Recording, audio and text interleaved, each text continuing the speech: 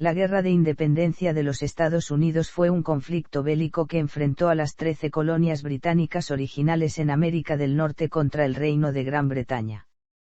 Ocurrió entre 1775 y 1781, finalizando con la derrota británica en la batalla de Yorktown y la firma del Tratado de París.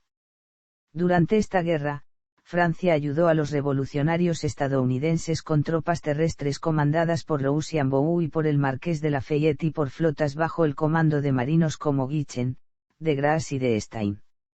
España, por su parte, contribuyó inicialmente y de forma clandestina con la revolución, desde la primavera y verano de 1776, gracias a Luis de Unzaga y Amézaga, luego de su cuñado Bernardo de Gálvez y de forma abierta a partir de la batalla de Saratoga, mediante las armas y los suministros proporcionados por los navíos del comerciante Diego de Gardoqui, familiar del gobernador Unzaga, y abriendo un frente en el flanco sur. Las colonias británicas que se independizaron de Gran Bretaña edificaron el primer sistema político liberal y democrático, alumbrando una nueva nación, los Estados Unidos de América, incorporando las nuevas ideas revolucionarias que propugnaban la igualdad y la libertad. Esta sociedad colonial se formó a partir de oleadas de colonos inmigrados y no existían en ella los rasgos característicos del rígido sistema estamental europeo. En las colonias del sur se había organizado un sistema esclavista que explotaban plantaciones de tabaco, algodón y azúcar. De este modo, la población estaba compuesta por grandes y pequeños propietarios, así como esclavos. Los antecedentes a la Guerra de la Independencia de los Estados Unidos se remontan a la rivalidad franco-británica en Norteamérica y a las consecuencias de la Guerra de los 7 Años, que terminó en 1763. El 10 de febrero de ese año, el Tratado de París puso fin al imperio colonial francés en América del Norte y consolidó a Gran Bretaña como la potencia hegemónica. En oposición solo tenía a España, que controlaba Nueva Orleans, la ciudad más importante, con unos 10.000 habitantes. Respecto a Francia, la pérdida territorial no fue sentida como algo catastrófico. Se conservaban los derechos pesqueros en Terranova y la población católica francófona recibiría un trato de respeto. Por otro lado, en la zona del Caribe las pérdidas podían ser compensadas, pues la colonia principal francesa Saint-Domingue con capital en Puerto Príncipe, producía la mitad del azúcar consumido en todo el mundo y su comercio con África y las Antillas estaba en pleno apogeo. Respecto a los colonos estadounidenses, la guerra modificó radicalmente el panorama anterior. Los francófonos católicos de Quebec, tradicionales enemigos de los colonos estadounidenses de las 13 colonias, recibieron un trato respetuoso por parte de las autoridades británicas, que se confirmó en 1774 cuando se dotó a Canadá de un estatuto particular dentro de las colonias estadounidenses, llevándose sus fronteras hasta la confluencia del Ohio y el Mississippi. Asimismo, su población conservó un derecho civil propio y la Iglesia católica fue reconocida. Todos estos movimientos fueron mal aceptados por la población de las 13 colonias. La causa inmediata de este conflicto fue el injusto trato que Gran Bretaña infligía a los colonos, pues estos aportaban riquezas e impuestos a la metrópoli pero no tenían los medios para decidir sobre dichos impuestos, por lo que se sentían marginados y no representados. Contexto. Gran Bretaña obtuvo el triunfo parcial sobre Francia en la Guerra de los 7 Años recibiendo gran ayuda económica y militar de las colonias, al igual que estas de la metrópoli, aunque dicha colaboración no les fue recompensada. Las medidas represivas del gobierno británico provocaron el inicio de la Guerra de Independencia. El descontento se extendió por las 13 colonias y se organizó una manifestación en Boston en contra de los impuestos que debían pagar por artículos indispensables como el papel, el vidrio o la pintura. En esta manifestación no hubo ningún altercado y el gobierno británico hizo oídos sordos a las peticiones de los colonos, pero estos no iban a consentir que la situación continuara así, con lo que se reunieron junto con varios miembros de otras poblaciones para urdir una acción más propagandística que la manifestación. En 1773 los colonos se reunieron en Boston. De Gran Bretaña llegaban 3 naves cargadas de cajas que contenían té. Varios miembros de la sociedad secreta se disfrazaron de indios y fueron nadando hasta alcanzar los 3 barcos. Una vez allí capturaron a sus tripulantes y tiraron la mercancía por la borda. Fue la primera acción contra la represión de impuestos, lo que intranquilizó a los británicos.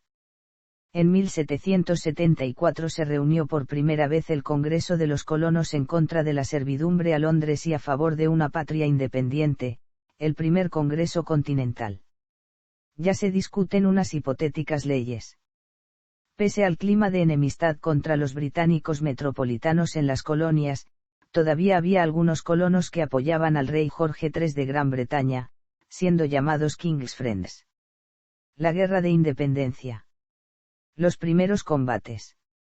El 19 de abril del año 1775, soldados británicos salieron de Boston para impedir la rebelión de los colonos mediante la toma de un depósito de armas de estos últimos en la vecina ciudad de Concord. En el poblado de Lexington se enfrentaron a 70 milicianos. Nadie sabe quién abrió fuego y dio comienzo de este modo la Guerra de Independencia. Los británicos tomaron Lexington y Concord, pero en su regreso hacia Boston fueron hostigados por cientos de voluntarios de Massachusetts, Lexington y Concord.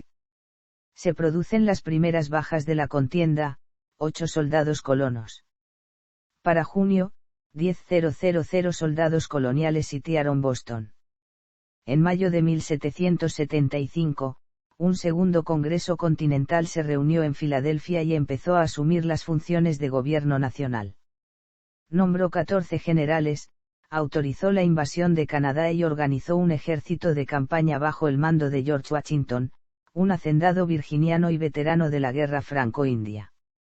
Consciente de que las colonias sureñas desconfiaban del fanatismo de Massachusetts, John Adams presionó para que se eligiera a este coronel de la milicia virginiana, que tenía 43 años, como comandante en jefe.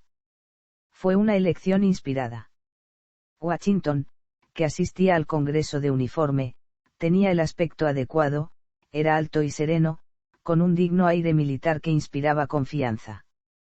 Como dijo un congresista, no era un tipo que actuara alocadamente, que despotricara y jurara, sino un hombre sobrio, firme y calmado. Se empezaron a reclutar soldados de entre todas las partes de las colonias. Muchos de ellos eran agricultores o cazadores, bravucones y poco entrenados en el combate. En las primeras luchas contra los británicos, George Washington llegó a decir, hemos reclutado un ejército de generales, no obedecen a nadie. Al principio, la guerra fue desfavorable para los colonos. En junio de 1775 ambos ejércitos se encontraron en Bunker Hill, frente a Boston. Los rebeldes se habían atrincherado en la colina y, pese a que los británicos asaltaron las posiciones continentales con violencia, los colonos consiguieron aguantar el ataque durante bastante tiempo. Cuando los últimos asaltantes logran llegar a la cima, las bajas británicas son de 800 soldados. Es una victoria pírrica para los británicos. Los insurgentes, además, hicieron circular su versión de los hechos, que no era otra sino que se habían retirado simplemente por la falta de munición y no por el empuje de los casacas rojas. Después de dejar la colina Bunker Hill, los colonos se centraron en fortificar la otra colina, Dorchester Heights, lo que consiguieron gracias a los cañones que capturaron en el fuerte Ticonderoga, y que trajo en una compleja operación desde allí el joven coronel Henry Knox. El general británico William Howe, al ver esta fortificación, decidió rendirse y evacuar la ciudad de Boston el 17 de marzo de 1776. Desde 1770 el gobernador de Luisiana, Luis de Unzaga y Amezaga tenía conocimiento de los sucesos en Boston y las restantes colonias británicas. Desde finales de 1775 y en especial en la primavera y verano de 1776 Luis de Unzaga y Amezaga ayudó a los colonos norteamericanos con mercancías, atendiendo peticiones como las provenientes de Patrick Henry o el general Charles Lee. Unzaga facilitó desde Nueva Orleans toneladas de pólvora, harina, medicamentos, apoyo económico, apoyo militar y apoyo de armas en varias embarcaciones río arriba, pasando por San Luis y llegando hasta Fort Pitt a través del río Ohio, Gracias a ello, Washington logró sus primeras victorias. El 2 de julio de 1776, el Congreso finalmente resolvió que, estas colonias unidas son, y por derecho deben ser, estados libres y soberanos. El 4 de julio de 1776 se reunieron 56 congresistas estadounidenses para aprobar la Declaración de Independencia de los Estados Unidos, que Thomas Jefferson redactó con la ayuda de otros ciudadanos de Virginia. Se imprimió papel moneda y se iniciaron relaciones diplomáticas con potencias extranjeras. En el Congreso se encontraban 4 de las principales figuras de la independencia: George Washington, Thomas Jefferson, Benjamin Franklin y John Adams. De los 56 congresistas, 14 murieron durante la guerra. Benjamin Franklin se convierte en el primer embajador y jefe de los servicios secretos. La unidad se extendió entonces por las 13 colonias para luchar contra los británicos. La declaración presentó una defensa pública de la Guerra de Independencia, incluida una larga lista de quejas contra el soberano británico Jorge III. Pero sobre todo, explicó la filosofía que sustentaba la independencia, proclamando que todos los hombres nacen iguales y poseen ciertos derechos inalienables, entre ellos la vida, la libertad y la búsqueda de la felicidad, que los gobiernos pueden gobernar solo con el consentimiento de los gobernados, que cualquier gobierno puede ser disuelto cuando deja de proteger los derechos del pueblo.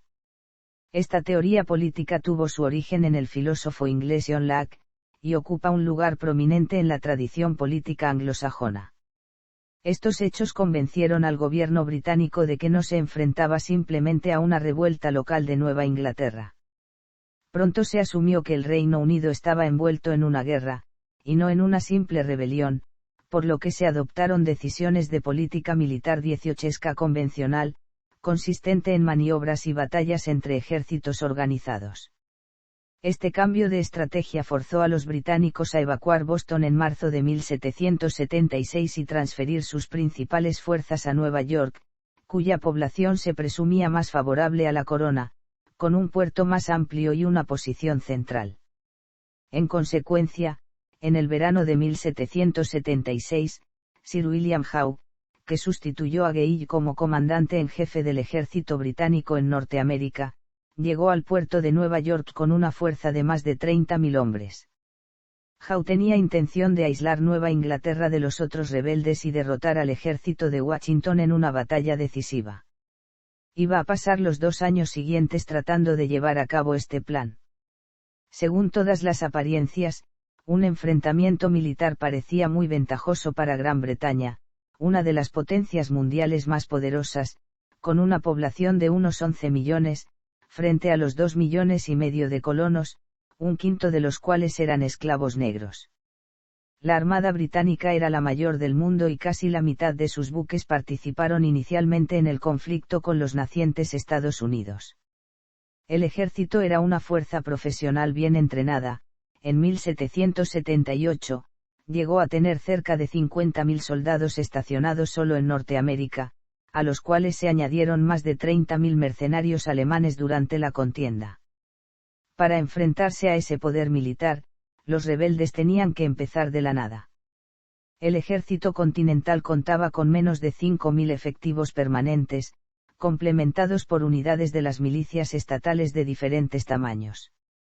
En la mayoría de los casos estaban mandados por oficiales inexpertos y no profesionales.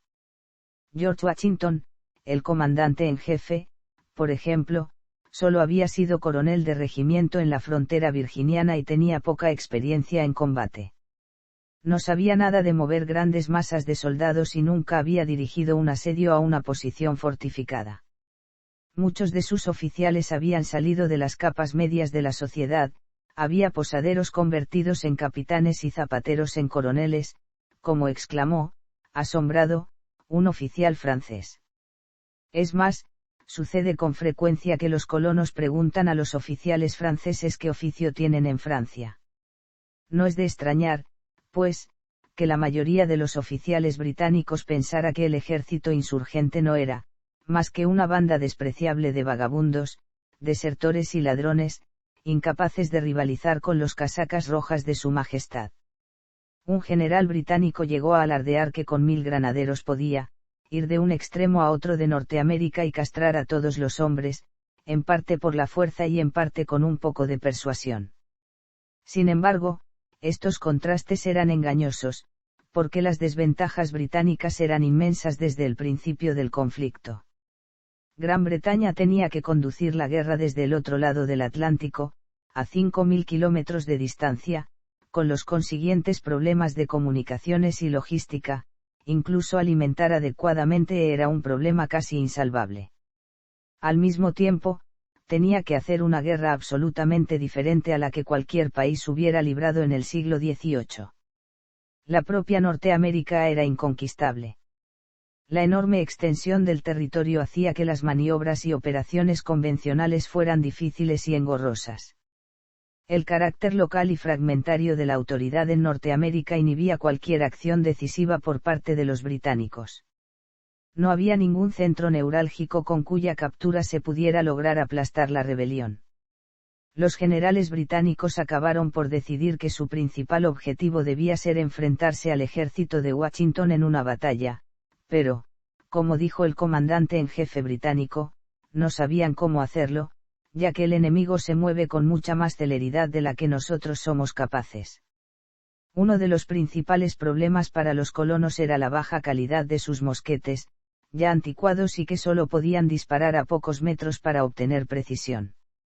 Esto llevó a que se creara un nuevo tipo de arma más eficaz, que fue el fusil modelo Pennsylvania, de gran precisión desde más de 80 metros. Los colonos en estos primeros combates lucharon en forma de guerrillas. George Washington, por su parte, comprendió desde el principio que, por el lado estadounidense, la guerra tenía que ser defensiva. En todas las ocasiones debemos evitar una acción general, dijo ante el Congreso en septiembre de 1776, o arriesgar nada, a menos que nos veamos obligados por una necesidad a la cual no deberíamos vernos arrastrados.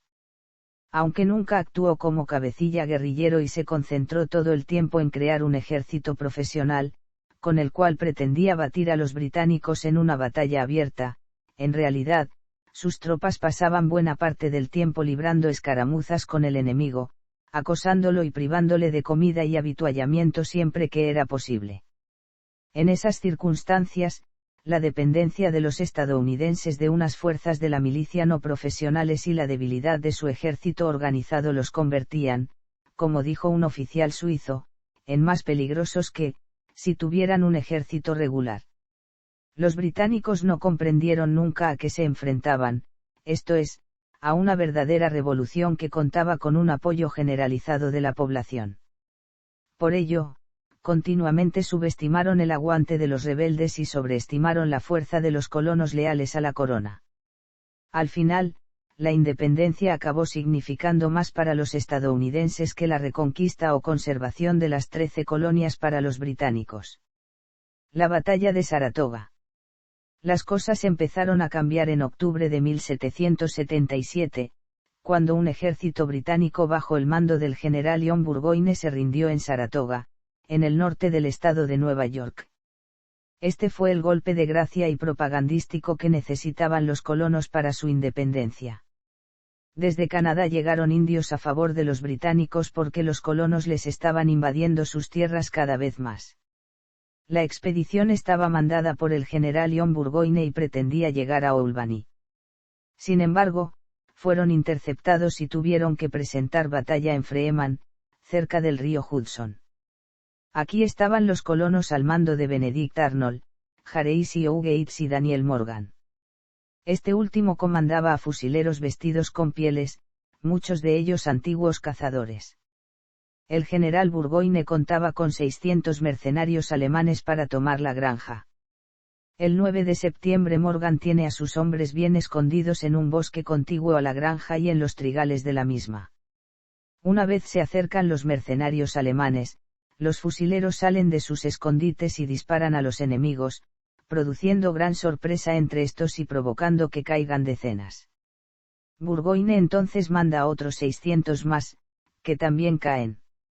Los británicos retroceden, pero Burgoyne resiste, aunque sin suministros ni víveres, y consigue poco tiempo después tomar la granja.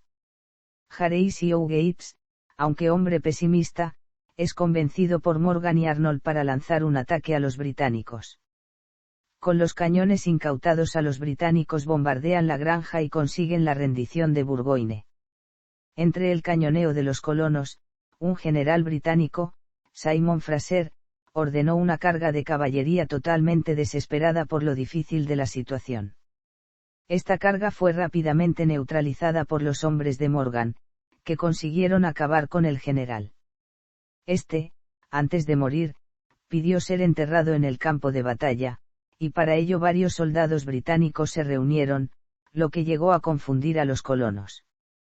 Creyendo que los enemigos se estaban reorganizando para otro ataque, empezaron a cañonear la zona en que estaban enterrando a Simon Fraser, y aunque no dieron en el blanco, sí produjeron que los que se esforzaban en la faena fueran salpicados por la arena y el polvo. Al final se le pudo enterrar entre una lluvia de balas de cañón. Este hecho produjo esta frase de un general alemán llamado Riedesel: «Qué gran entierro para un gran guerrero». La ayuda extranjera y el final de la guerra. Alentados por la victoria de Saratoga, Francia y España, que desde 1775 ayudaban clandestinamente a través del gobernador español Luis de Unzaga y Amézaga casado con la francesa Isabel de Saint-Maxent, veían la oportunidad como una ocasión de oro para lograr la revancha del desastroso Tratado de París de 1763, con el que concluyó la Guerra de los 7 Años. Así, Francia, tras unos meses de cierta vacilación, entró abiertamente en la guerra firmando una alianza en febrero de 1778 con los colonos. Pese a sus escasas provisiones y limitado adiestramiento, las tropas coloniales pelearon bien en general, pero podrían haber perdido la guerra si no hubieran recibido ayuda del erario francés, de la poderosa marina francesa y de las tropas enviadas por Francia. Por su parte, España, aunque enseguida ayudó a los rebeldes con dinero, armas y municiones, se mostró reacia a la intervención directa, debido al temor de una represalia de los británicos en sus tierras con un conflicto armado. Incluso intentó realizar una mediación entre las colonias y británicos. Los objetivos españoles en América eran expulsar a los británicos tanto del Golfo de México como de las orillas del Mississippi y conseguir la desaparición de sus asentamientos en la América Central. La ayuda española, en todo caso, fue abundante, y más interesada en favorecer la independencia de las 13 colonias. Después de 1778, la lucha se trasladó al sur y el conflicto ya había adquirido un cariz internacional con la entrada de Francia. Un año más tarde la realidad se impuso y España declaró la guerra a Gran Bretaña, pensando incluso en la posibilidad de invadir Gran Bretaña mediante el concurso de una armada franco-española, plan que resultó inviable. Para su entrada abierta en el conflicto, el gobierno español había firmado el llamado Tratado de Aranjuez, acuerdo secreto con Francia sellado en Aranjuez el 12 de abril de 1779, por el cual España conseguía una serie de concesiones a cambio de unirse a Francia en la guerra. Esta prometió su ayuda en la recuperación de Menorca, La Movila, Panzacola, la bahía de Honduras y la costa de Campeche y aseguró que no concluiría paz alguna que no supusiera la devolución de Gibraltar a España. Esto provocó que los británicos tuvieran que desviar a Gibraltar tropas destinadas en un principio a las colonias. Los puertos de Toulon y Brest, en Francia, que estaban bloqueados por los británicos, fueron desbloqueados por la falta de efectivos de la Marina Real Británica.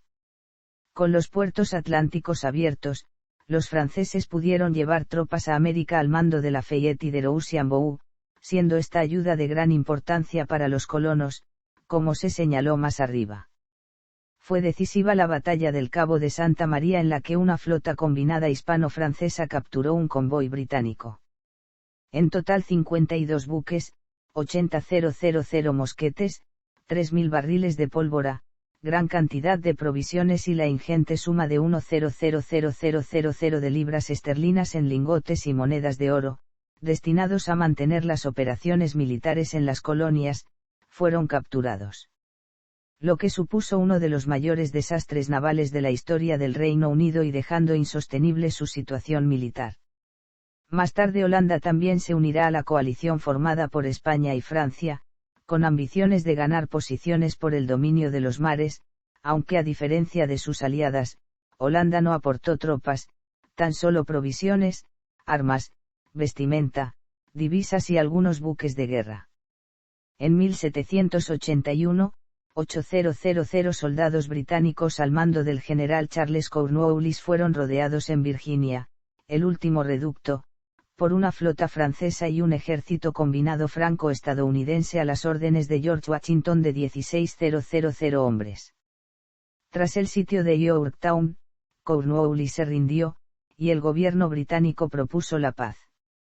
En la batalla cayeron 156 británicos, 52 franceses y 20 independentistas, siendo los últimos muertos en combate durante la Guerra de la Independencia.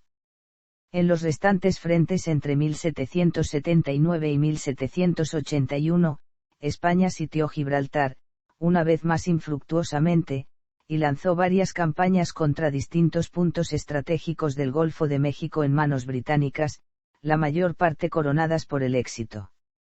Por otro lado, una exitosa expedición a Menorca permitió la recuperación de la isla en febrero de 1782. El Tratado de París o Tratado de Versalles se firmó el 3 de septiembre de 1783 entre Gran Bretaña y los Estados Unidos y puso término a la Guerra de Independencia de los Estados Unidos. El hecho de que Gran Bretaña perdiese todas las posesiones en el continente americano al sur de Canadá y al norte de Florida, hacía imposible un desenlace militar favorable para los británicos. Tratado de Paz. Reconocía la independencia de Estados Unidos de América y otorgó a la nueva nación todo el territorio al norte de Florida, al sur del Canadá y al este del río Mississippi. El paralelo 31 grados se fijaba como frontera sur.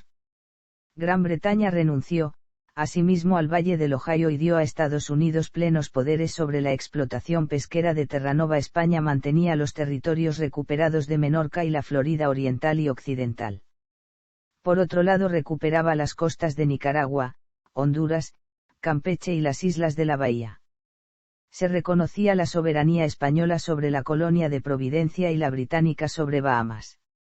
Sin embargo, Gran Bretaña conservaba la estratégica posición de Gibraltar. Francia recuperaba la mayoría de sus islas en las Antillas, además de las plazas del río Senegal en África. Holanda recibía Sumatra, estando obligada a entregar Negapatam a Gran Bretaña y a reconocer a los británicos el derecho de navegar libremente por el Índico. Gran Bretaña mantenía a Canadá bajo su imperio, a pesar de que los estadounidenses trataron de exportar a tierras canadienses su revolución. Finalmente, se acordó el intercambio de prisioneros. La independencia provocó el éxodo de cerca de 65 a 70,000 lealistas que se refugiaron mayoritariamente en Canadá, dando a Canadá su marcado carácter lealista y pro-británico. En general, los logros alcanzados pueden juzgarse como favorables para España y en menor medida para Francia, a pesar del elevado coste bélico y las pérdidas ocasionadas por la casi paralización del comercio con América, un pesado lastre que gravitaría sobre la posterior situación económica francesa. Por otra parte, el triunfo de los rebeldes estadounidenses sobre Gran Bretaña no iba a dejar de influir en un futuro próximo sobre las colonias españolas. Esta influencia vino por distintos caminos: la emulación de lo realizado por comunidades en similares circunstancias, la solidaridad de los antiguos colonos con los que aún lo eran, la ayuda de otras potencias interesadas en la desaparición del imperio colonial español, etc. Estos aspectos se manifestaron de un modo claro durante las guerras napoleónicas. La nueva Constitución. Una vez conquistada la independencia, resultó muy complicado poner de acuerdo a todas las antiguas colonias.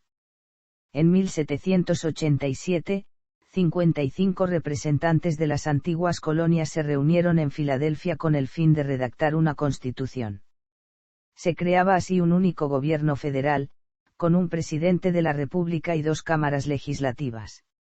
Esta constitución estaba inspirada en los principios de igualdad y libertad que defendían los ilustrados franceses y se configuró como la primera carta magna que recogía los principios del liberalismo político, estableciendo un régimen republicano y democrático. La independencia y democracia estadounidense causó un notable impacto en la opinión y la política de Europa. Véase también. Padres fundadores de los Estados Unidos. George Washington. España en la Guerra de Independencia de los Estados Unidos. Francia en la Guerra de Independencia de los Estados Unidos. Cuarta Guerra Anglo-Neerlandesa. Operaciones navales en la Guerra de Independencia de los Estados Unidos. Notas.